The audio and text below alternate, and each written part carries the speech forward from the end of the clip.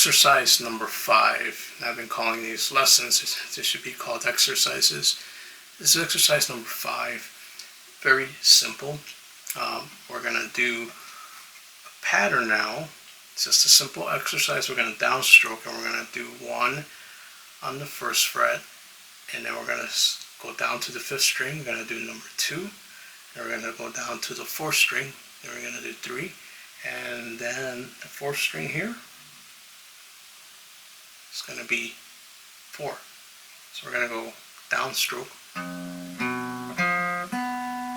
Okay, very simple. One more time.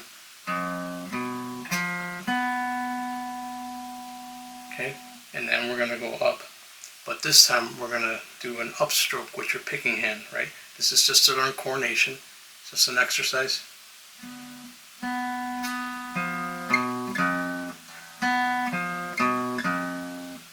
one more time. Okay, so when you're exercising it, try it out.